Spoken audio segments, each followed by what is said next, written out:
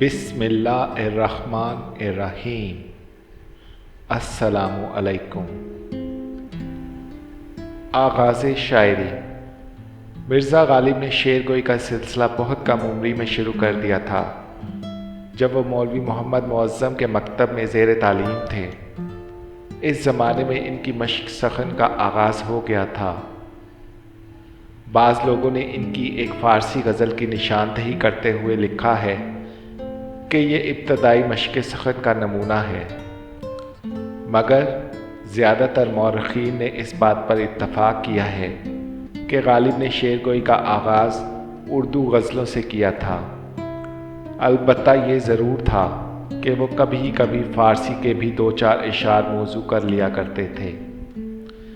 کہتے ہیں کہ میر کے بڑھاپے میں جب کم عمر غالب کے بعض اشعار ان کے پاس پہنچے تو انہوں نے وہ مشہور جملہ کہا تھا کہ اگر اس لڑکے کو کوئی کامل استاد مل گیا اور اس نے اس کو سیدھے راستے پر ڈال دیا تو لاجواب شاعر بن جائے گا، ورنہ محمل بکنے لگے گا۔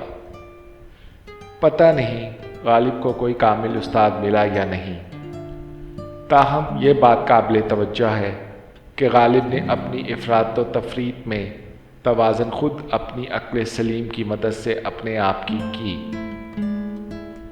جب مرزا غالب 15 برس کے ہو گئے تو ان کی ملاقات اس زمانے کے مشہور عالم مولانا فضل حق خیر آبادی سے ہو گئی۔ مولانا عالم دین ہونے کے ساتھ اسلام اور اسلامی تاریخ کا بھی گہرا علم رکھتے تھے۔ عام رائے یہ ہے کہ غالب کی انتہا پسندیوں کو متوازن کرنے میں اہم اور کلیدی کردار مولانا فضل حق خیر آبادی کا بھی تھا۔